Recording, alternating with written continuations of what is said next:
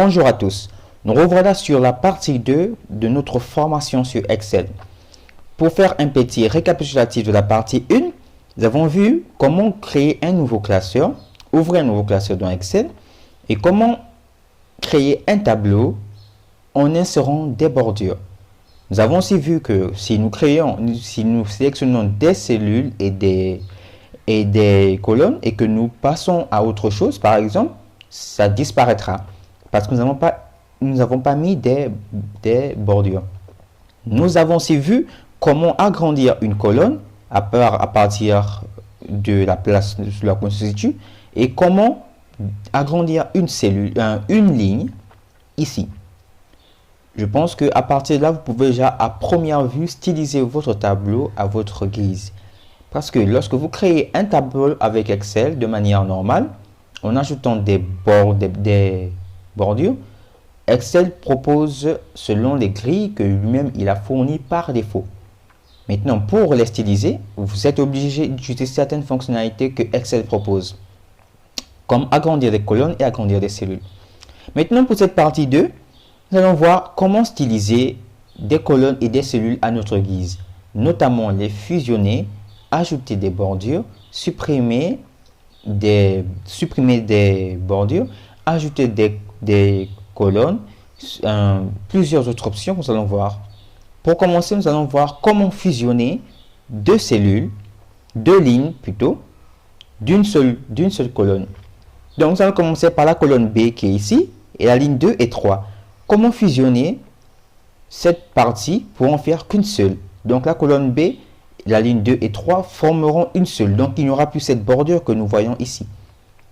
Nous allons sélectionner la colonne B et les deux lignes 2 et 3. Nous allons venir maintenant à fusionner et centrer. Nous allons maintenant sélectionner fusionner et centrer tout court. Nous allons voir que cette bordure ici a disparu. Donc, ce qui veut dire que la ligne 2 et 3 n'en font plus qu'une seule. Nous allons le remarquer que si nous ajoutons par exemple un texte, par exemple moyenne, nous allons ajouter moyenne,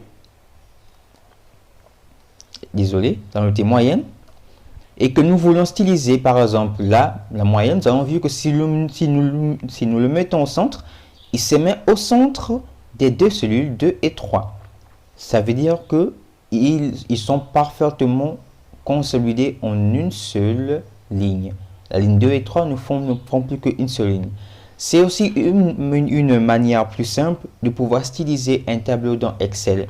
C'est-à-dire que d'utiliser la méthode classique en allant sur le bord de la ligne et en étirant la ligne comme ça, ce qui fait en sorte que cette pratique n'est pas la bonne, c'est-à-dire que pour utiliser cette méthode, elle va modifier toutes les colonnes selon la ligne en question.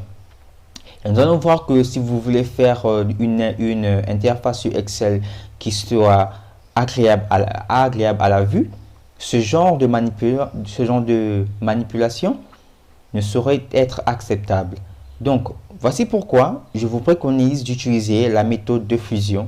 La méthode de fusion permet en quelque sorte de fusionner et de garder toujours votre tableau intact et ça ne va pas modifier les autres colonnes et les autres lignes. Ça va juste tenir compte des parties que vous avez sélectionnées pour leur fusionner. Et nous voyons que cette partie pourra peut-être mettre en évidence une partie, par exemple, si moyenne, nous pouvons voir ici qu'il peut y avoir moyenne 1, moyenne 2, moyenne 3, moyenne 4, moyenne 5, moyenne 6, selon les noms des personnes qui seront placées ici. En tout cas, c'est à votre guise et vous devez voir comment vous pouvez le faire. Maintenant, nous avons vu comment fusionner deux lignes ensemble. Nous allons aussi voir l'étape suivante, comment fusionner deux colonnes. Donc, la colonne B et la colonne C. Nous allons toujours utiliser la même propriété, fusionner et centrer. Cette fois-ci, nous n'allons pas appuyer sur fusionner et centrer. Nous allons appuyer sur fusionner tout court. Donc, nous allons sélectionner les deux colonnes. Ici, nous sélectionnons les deux colonnes et nous allons utiliser cette propriété que nous appelons fusionner. Elle va fusionner les deux colonnes. Nous allons remarquer une chose, que lorsque nous avons fusionné les deux colonnes, les deux lignes se sont replacées comme elles étaient. Donc la ligne 2 et la ligne 3 ont encore fait cette séparation. Par défaut, lorsque nous utilisons cette propriété fusionner, Ça fusionne les colonnes, mais les lignes se rétablissent. Vous avez déjà utilisé la première propriété. Donc, pour faire en sorte que ça ne puisse pas se refaire, vous allez utiliser cette propriété qu'on appelle fusionner tout court. Il y a plusieurs propriétés de fusionnage. Nous allons utiliser cette propriété fusionner. Nous allons voir maintenant que ça a supprimé les bordures entre la ligne 2 et la ligne 3. Cette bordure a disparu. Pouvons-le voir. Cette bordure commence ici, la bordure par défaut de Excel, et ça s'interrompt ici pour reprendre ici.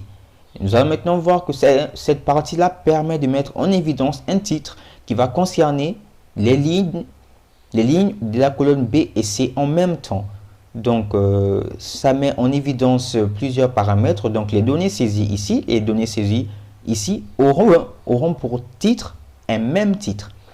Et ça va faire en sorte que votre tableau soit plus agréable à la vue et que celui qui va lire va comprendre plus facilement ce que vous voulez savoir, ce que vous voulez transmettre comme information. Bien, ça c'est la partie pour fusionner des cellules et cette partie est très utile sur Excel, notamment quand vous manipulez plusieurs données selon des titres bien précis. Là, cette partie, elle vous aidera à mettre en évidence des titres, à mettre en évidence des parties que vous voulez, que ça concerne plusieurs sujets, etc. Maintenant, nous allons voir comment dans notre style, ajouter la couleur à notre tableau. Nous allons sélectionner par exemple cette partie où il y a la moyenne. Nous allons venir ici et nous allons ajouter par exemple cette couleur par défaut noir. Nous allons voir que par rapport aux colonnes que nous avons sélectionnées, donc B et C, lignes 2 et 3, la couleur noire c'est établi. Donc, nous pouvons choisir la couleur que nous voulons, bleu, rouge, vert, jaune, tout ce que nous voulons. C'est à nous de choisir la couleur pour mettre en évidence ou bien pour styliser un titre ou etc. C'est vous qui voyez. Bien, c'est juste ça. Comment styliser, comment fusionner des cellules, comment ajouter la couleur à des cellules. Et je pense que cette partie est beaucoup utile parce que beaucoup de débutants dans Excel ne savent pas comment fusionner des cellules ni comment ajouter une couleur pour rendre votre tableau un peu plus beau à la vue. Donc c'est juste ça. Merci et bon visionnage pour la suite.